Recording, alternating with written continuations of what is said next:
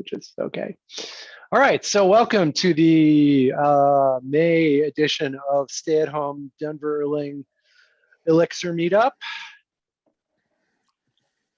A quick reminder to everybody, we're recording these. I apologize that I did not post last month on YouTube. I have now created an account and I'm going to upload last month. So you'll get a double header and this will be available to the world. So watch your mouth. All right, what do we do here? So here's a quick agenda. We usually go through some announcements. Some months we have beginners talk, usually have a main talk, have the opportunity for code show and tell, and then we do a social breakout. I will go into these in a little more detail. But first, who are we? We're the organizers. Hi, I am Brett, one of the 5 current organizers. There's Jeffrey, Jeff, Alexandra, me, Dylan, in no particular order. So we are the people that each month try to make this happen. How do you get a hold of us? Well, we announce our meetings on meetup.com. We have a presence in the Elixirlang Slack channel, but we actually have our own dedicated Slack channel, which sticks around longer. So if you've got questions, announcements, especially local things, that's a much better forum for communicating with us. All right, so each month we ask 3 important questions. First off, is anybody hiring?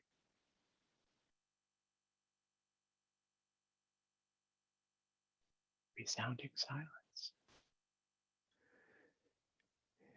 Yeah, we still have 1 open position, and so people can hit me up if they're interested in a senior position. We are also looking for a senior Python developer if anybody's got a referral.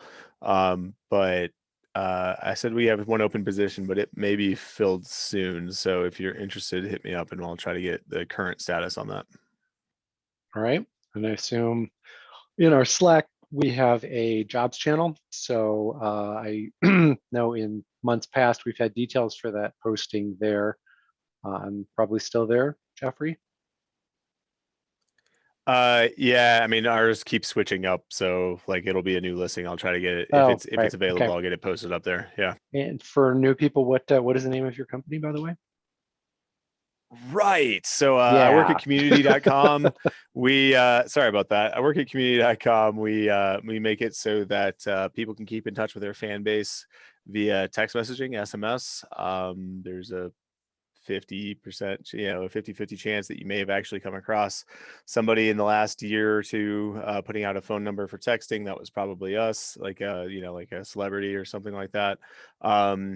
We are also behind Barack Obama being able to text with folks, and the idea is just to actually create real conversations with people instead of having one-way communication that's filtered through algorithms. So we're trying to create genuine communication.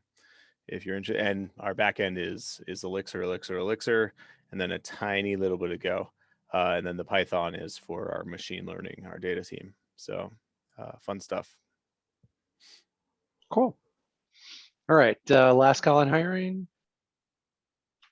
Focusing the mouse, looking for anybody looking for a position.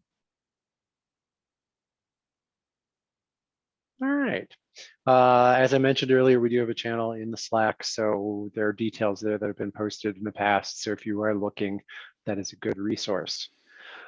And this is my monthly plea for speakers. Amazingly, we actually have speakers lined up for the next couple months, but later this summer, the well is dry. So if you have a topic you would like to share, you want to try it out, we do, as I mentioned earlier, we have both a beginner track and a main track. So if you want to dip your toes and try a simpler concept for newbies, could be shorter. We welcome those as well. And the organizers are happy to help you put a talk together if you want feedback, you want to practice, you want, you want some coaching. We either can help you or probably could find someone who can help you with that. So reach out to us. Again, Slack is probably the best way, but also Meetup, I think has a messaging feature, so you could send us email there if you wanted to. All right, anyone have any general announcements? All right, we're cruising through this. All right, a little clarification here on what show and tell is. It's basically we just open the floor to anybody who has a project, something they heard in the news, some cool things they wanted to share, questions like, hey, I'm stuck at work with this thing. Doesn't have to be a big deal, but if you want to get input from the group, there's the opportunity. And then we wrap with the Zoom breakouts. So now with the latest Zoom 5, 4, whatever the current version is, you can break out in different rooms. So make a bunch of rooms and you can pick what room you go to and pretend to have a cocktail party online. So it's worked reasonably well. It's not like being there, but it's the next best thing. So we provide that. All right. So with no further ado, I will announce Stefanie, is it Vizzi? Did I pronounce that correctly? Vizzi, actually. Vizzi, it's Italian, all right. Who is going to share her knowledge about Ecto Multis. So with that, I will stop sharing and hand the floor over to you so you can introduce yourself and enlighten us. Cool. Thank you. Let me start sharing and I can go about that.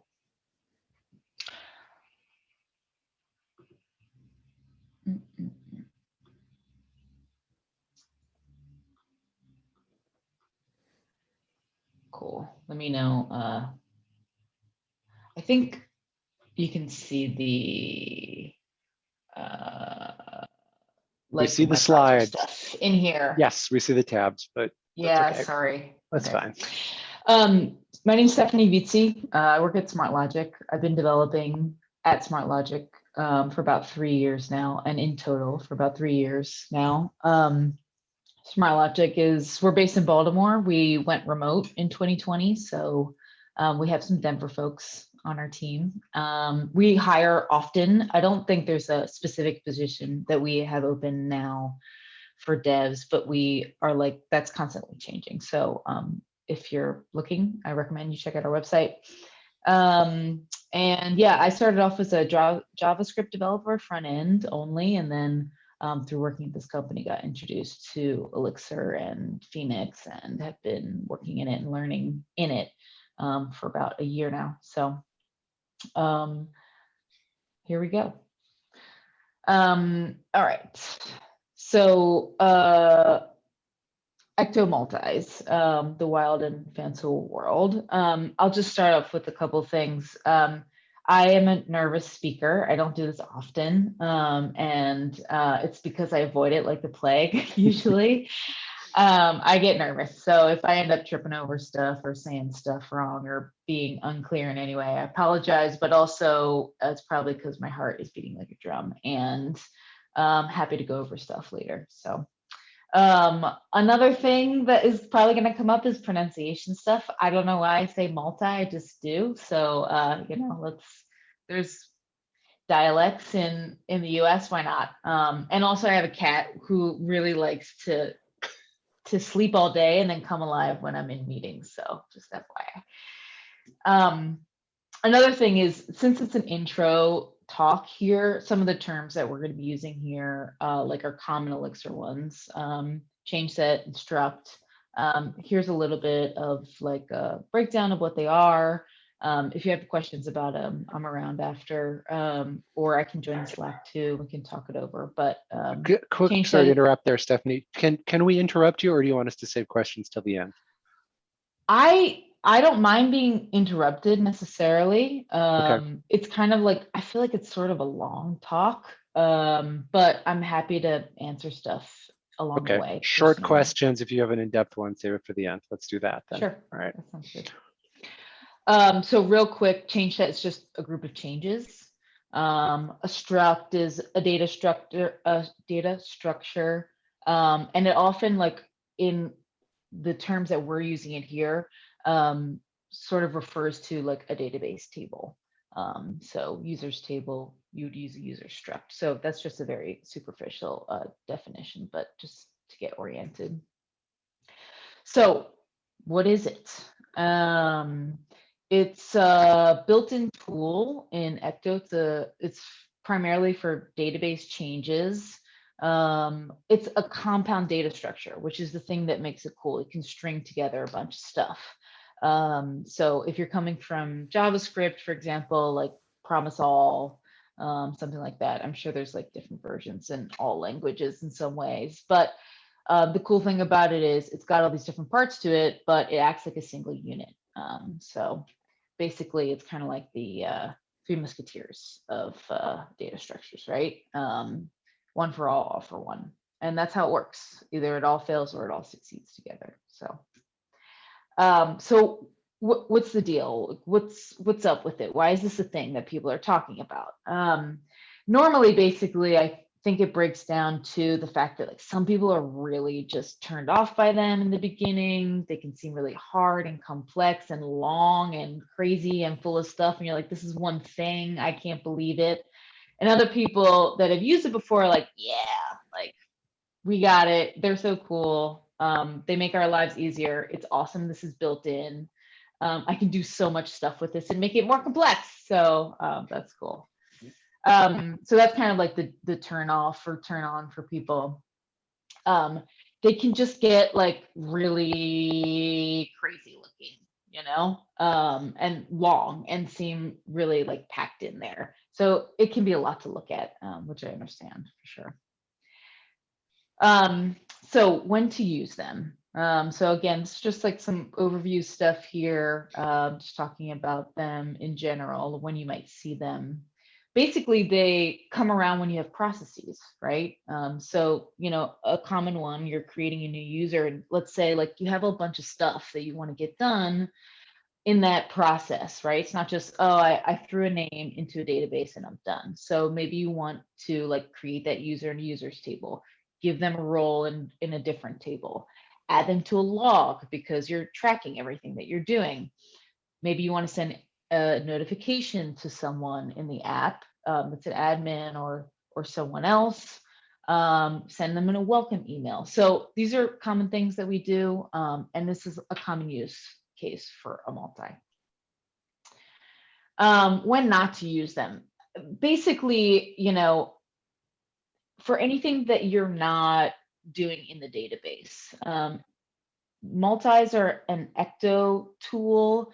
Ecto is a database wrapper. So it's basically something that helps you put stuff in the database in a more sort of streamlined way. If you're not doing database stuff, you don't need it. You can just pile in some functions. You can abstract those things if you want. But if you're not making database changes, there's no real reason to use it. Even though sometimes there are times when you might put some non-database stuff in a multi because you are doing this process that involves, you know, multi-steps to it. So you might throw something in there that's not database related, but primarily it's going to be a bunch of database stuff. And the cool thing about the multi is that it's got this rollback feature that's already built in. So we'll look at that a little bit more. What would it look like if we didn't have them? Basically, like a bunch of nested statements and stuff, which is annoying and can get even more complex and long than the complex and long multis that you'll see. So, you know, I talk about rollbacks again here. Basically, like here's a very short example of what it might look like if we weren't using a multi. Like we'd be like, okay, we're going to do a database transaction. We're going to interact with the database, put something in there, let's say. And so we're doing a couple of things. We'll whiff state them together. We'll make sure that everything is working all right. If it doesn't work, roll back. And so we'd have to do this kind of piecemeal. So this same sort of effort here where you're trying to, let's say, insert two things into the database and roll them back. If they don't both go in, you can sort of just streamline into a really nice function that looks like this, where you're just inserting two things, the user, the role, put them right in. So it looks really nice. And it functions as a single unit. So you don't have to, you know, do these case statements here where it's like, well, if it doesn't work, group them together. And if it doesn't work, then roll the whole thing back. Some more overview about just, how to put them together. The basic structure is you start with new. New is one of the functions that's part of multi. And then you'll end with repo transaction because, like I said, a lot of database stuff. And then in the middle can be your wild and fanciful stuff in there. There's types here. These are your functions that are part of it. I like to think of them in two groups, the direct database ones and the non-database ones. Database is your typical CRUD stuff. Non-database are things that sort of like help to compose your multis and add a bunch of different things in there. And so that's just kind of a part of like construction. Here's an example of like a simple one and stuff, kind of straightforward, terse and to the point, but they can get much more complicated as you start to dig into them and add stuff to them. And so it's kind of nice that they allow you to do this, but this is where, eyes can glaze over a lot of times. If we look at the CRUD stuff, for just a second, we'll kind of dig into the taxonomy of this a little bit more and sort of dig into like more examples of how some of these work. So within the CRUD database functions, I tend to break them down a little bit more into like single CRUD actions versus multiple. So you got your delete, your insert, update versus update, insert, delete a bunch of things all at once. And this kind of helps me too, because as I dig into the arguments, which again is where things can start to get hairy, then this is where the breakdown sort of helps too.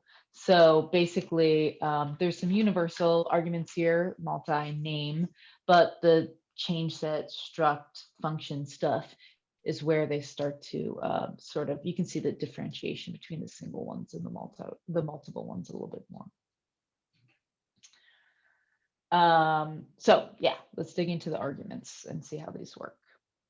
So multi is the first argument. It's universal almost. It's in a lot of them, and it's the function itself.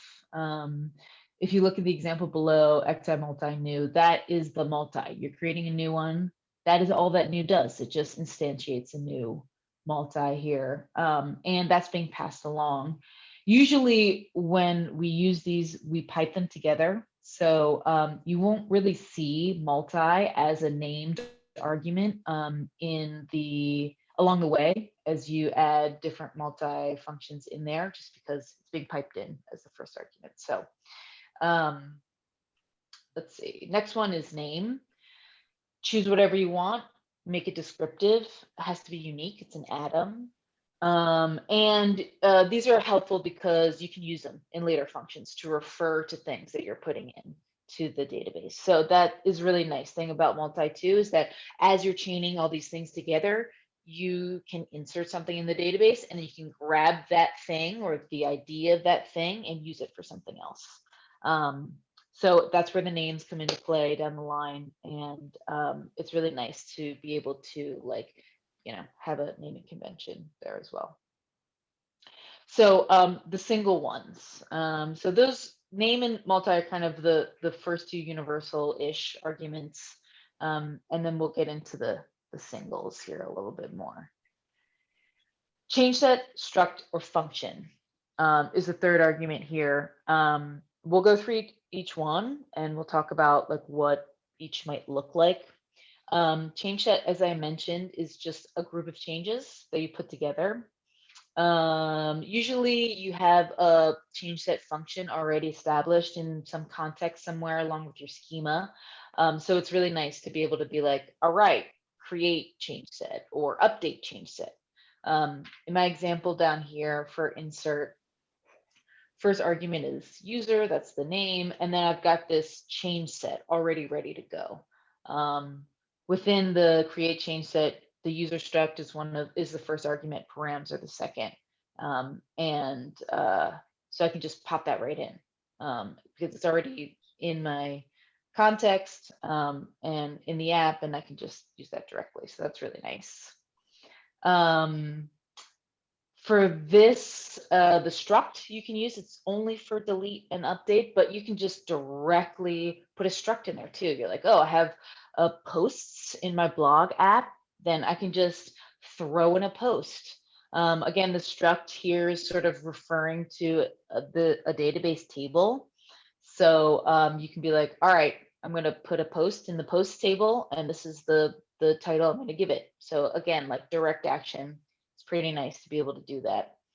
The third version here that you can put in is a function. So you use a function, probably if you're just doing something that's multi-step in here. Maybe you need to grab something else or do a couple of things all at once.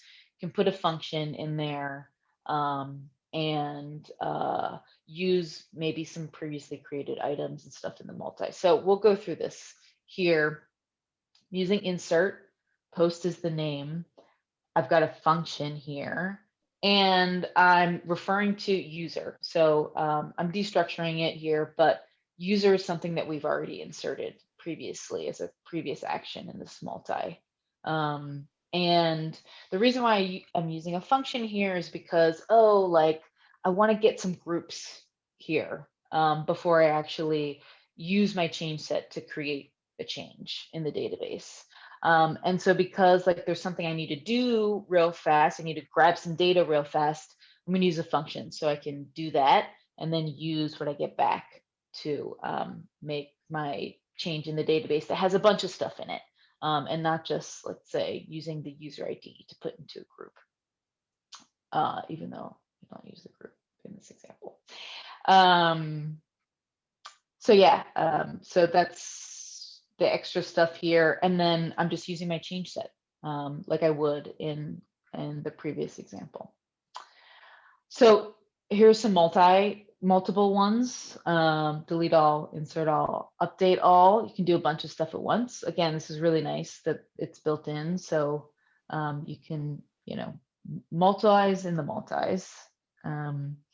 Insert all. So the arguments are similar. Multi and name are the first two, those sort of universal ones. But here you can use a schema or a source. And what that means basically is that it's a context, right? Like you might have your schema that relates to your database table. You have everything mapped out. You can just throw that directly in here as a reference to all the things that you're going to be inserting into the database, for example. And so it just has a reference of, where it will go and the kinds of keys and stuff it's going to need to go in there. Also for insert all, again here, entries. So it's going to be like all the stuff that you're going to put in there. So insert all, in the example, I have user as my name. I'm using the user context as the schema that I'm referencing here, where it will go. And then I have all my changes that I'm going to be putting in. Here they're just written out directly, but I can use a function to like put a bunch of stuff together if I need to, do that in a more dynamic way. Another big part of these multiple ones are queryables or functions. So this is something that you're going to use in delete all and update all, because you're querying the database to find something that's already in there, and then you're going in and deleting it or updating those things that you've found. So raw SQL query in order to find what you're looking for. If you do use a function and have a bunch of stuff in there, it still has to return a queryable. So again, that's true for all these functions. Anytime that's an option, you still really need to return, the type of thing that it's looking for in here. So example, in deleting, I'm calling it delete group posts. Maybe someone deleted a group. And so we're just going to take down all their posts off the site. And I've got my raw SQL query in here. So from P and post, where the user group ID is some ID I have from somewhere else.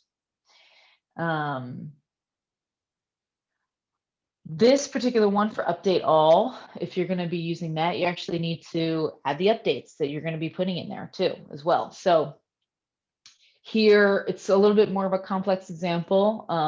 I've got update all. It happens that the name that I used here is finalized, but I'm going to rename it to patient because it makes more sense for what I'm about to do here. I'm getting the current time so that I can update those patients with the current time. And then again, just raw SQL in here from current CS in current sessions where the patient ID matches the ID that's in the database. And then here I've got the thing that I'm updating. So it happens to be updating the finish that time with the current time there. So it's kind of nice to be able to just drop that SQL in there directly. Pretty straightforward. I mean, again, these can get pretty complex if you want, but you know, it's pretty easy to understand on the surface, which is nice. Some non-database stuff in here. So we'll look at a couple of these with some examples. Again, you know, these are the non-database, according to Stefanie Vizzi ones. They're all different. They have different arguments. They kind of run the gamut. We looked at new already, and we'll look at a couple more that will help us run some different kinds of functions in here. But we will look at the arguments again, because that's where all the crazy fun stuff happens.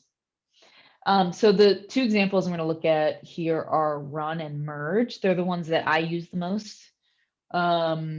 They come in two different versions, in an arity of 3 and 5 for run. So you can see here multi-name, your standard stuff, and then run is the third argument, which is actually a function.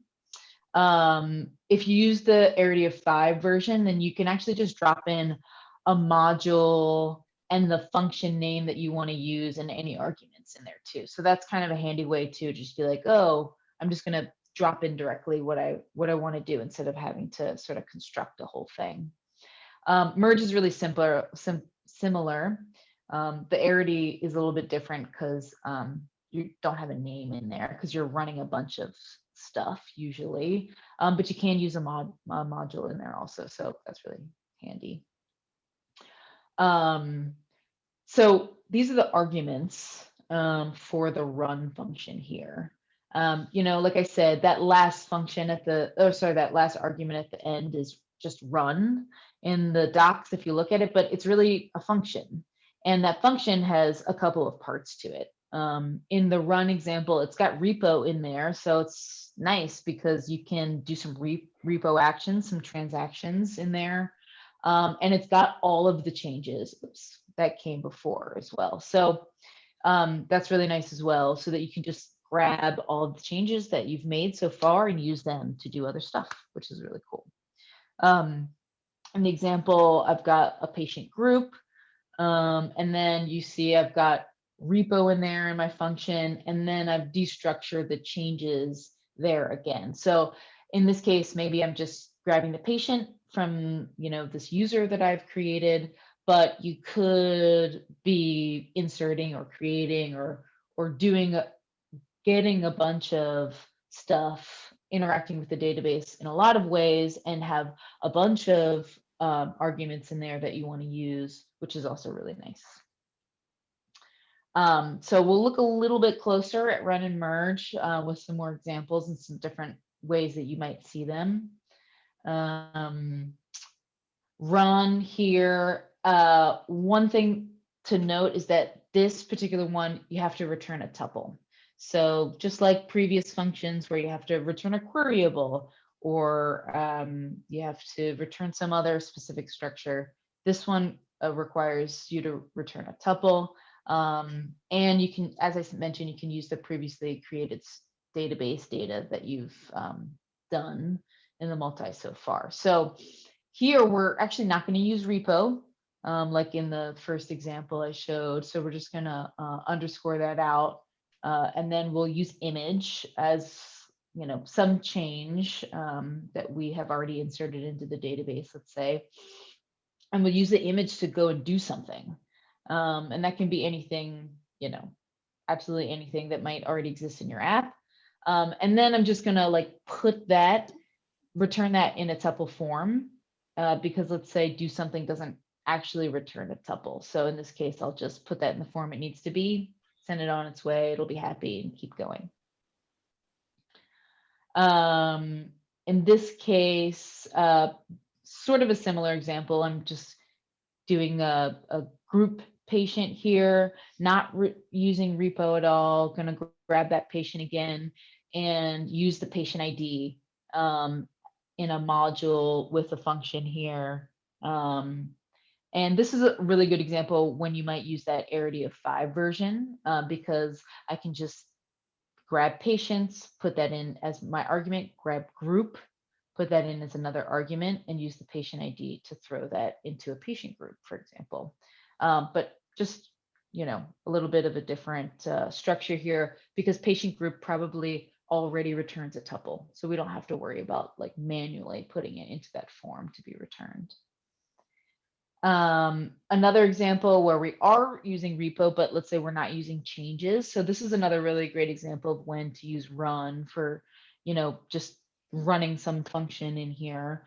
You might use repo to grab something from the database that might not have been a part of the changes that you're making so far. So let's say that I want to put my patient in a group. I'm going to grab some patient groups. In this case, by region. And let's say I have region already from some parameters that already came in before I started my multi here. Then I can just grab the groups by region that exist in the region that I have. And now I have inside of my patient groups, as part of the changes here, I have all the groups that are in that region. So I can use that for something else down the line, which is really nice. The next example is merge.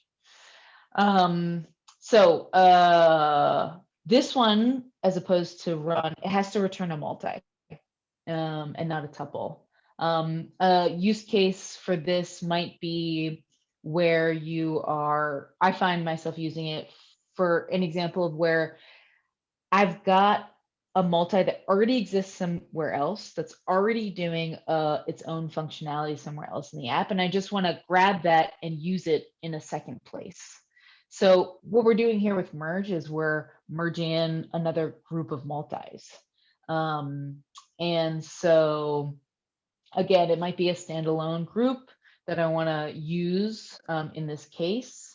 Or another way that we use it a lot is by doing a bunch of little new multis so that we can sort of have like a separate running process of small individual changes that are going in. If we want to sort of like separate a bunch of changes that we're going to do from this like greater multi that's wrapped around it. That's where things get a little more complex. I'm not going to get into that example tonight, but just an example of like, okay, I'm just going to now like put in another set of processes, another change set, if you will, of stuff that I want to do in the database.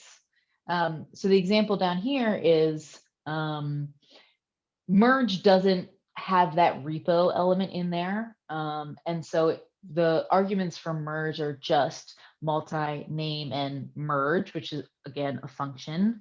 But you are able to take advantage of the changes that came before. So here I've got them destructured again to just grab image from the changes. And maybe I might go and drop that image into a multi that exists somewhere else, add the image to a library. And that does a bunch of different things that interacts with the database. So another example here is, let's say, adding image to the library. I can do this in such a way that like I can put a condition in here and say, oh, if the image is the right size, then I'm going to do this multi in here. However, if it's not the right size, then I'm going to kick it out. And because merge has to return a multi, then I'm just returning Ecto Multi new here. So again, kind of seems a little bit strange because you're like, oh, this is a new multi that I'm returning. But in fact, it's just sort of like an empty one so that it can continue down the line. Yeah, that's the last example that I have. Here are some resources that I put in here.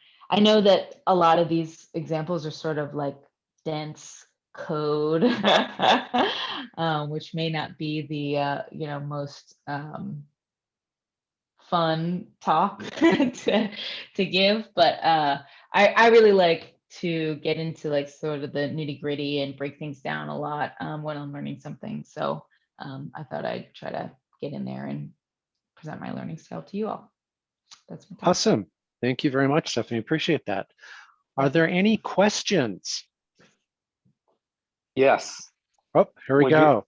Excellent job. When you're using functions in the multis, are the functions executed in the context of a database transaction that does all the other stuff? Can you be more specific about your question? Yes. So the multi database functions do not include things like get.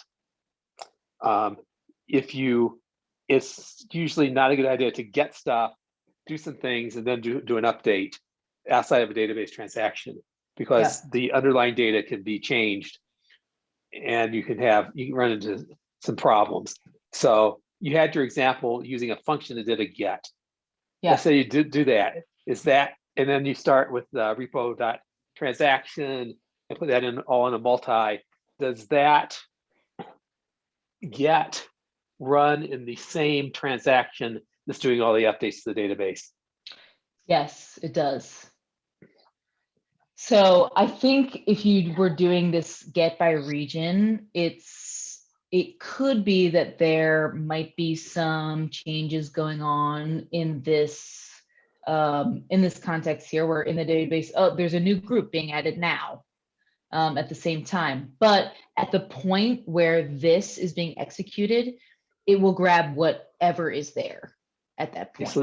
So I guess the next question I was going to ask, because database transactions don't actually do as much as people think they do. And to do things like you were suggesting, you may need locks. And how does the multi interact with database locking? I don't know. I don't know about like database locking and how it deals with locks. That's a very advanced topic. Yeah, I mean, I can get some info for you and sort of like look into it and figure it out, but I haven't actually had to deal with it before, so I'm not sure. Okay, if I need to do it, I'll figure it out. I just thought if you knew, I'd pick your brain. Yeah, I haven't had to deal with it. I mean, if anyone else has any experience or wants to speak up, you're welcome to, but I haven't had to deal with database locking in here so far. Again, just because in my experience, the multis can get sort of complex, but they're not necessarily like a running process that's running for a long time. And so whatever it is that you might be getting from the database, or you might like throw in a quick like update in here in the middle that's updating something else somewhere else along the way. That's another common way of using repo in here. Then yeah, I haven't found the need to do any database locking stuff yet. So John, it need to look into it, but I'm pretty sure you can. It may be something you need to explicitly do, though. Yeah, it's not something that I dealing with right now, but it's something I've run into a few times. Or I didn't want to sell the same seat twice or something. And you have to, transactions don't do what you need. You have to go down and deal with locks. I had a question regarding the insert all. Can you go back to that slide?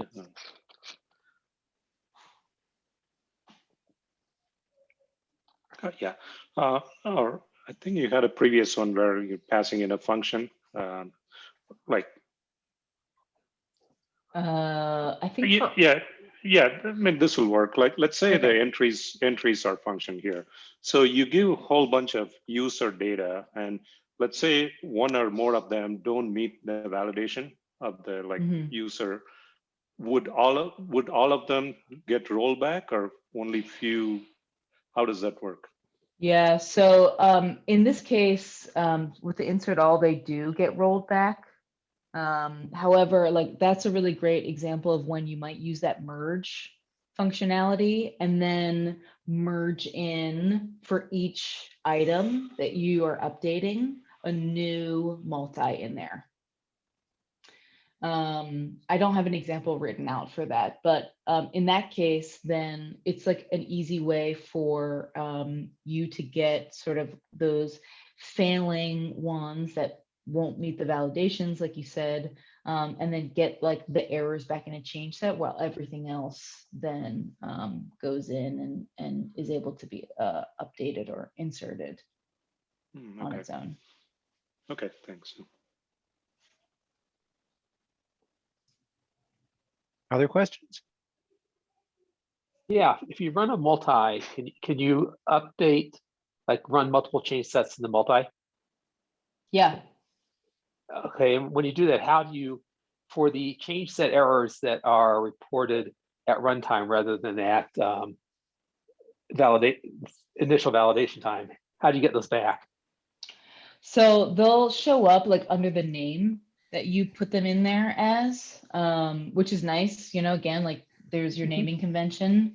And you can like chain a bunch of things together too. So like if you're inserting a bunch of things, and you can just do like an Ecto Multi insert one after the other and call them different things, like insert the user, insert the role, insert the whatever image. And then if something fails in there, then when you get your change set back, it'll have those changes under the name for each one. Okay, thanks. And that's actually one of the huge advantages over like a database transaction, because the transaction, you don't necessarily know what broke, you just know something broke, whereas multi gives you that very explicit, it was this step that broke, as long as you're using, like as Stefanie mentioned, as long as you're using intentional explicit names. Cool. Other questions? All righty, then. Thank you very much, Stefanie. Appreciate it. It was a great talk. Glad you were able to share that information with us. Thanks. Now I will transition over to the show and tell. So if anybody has any questions, code, samples, projects, things they want to share with the group, now's the time to raise your hand.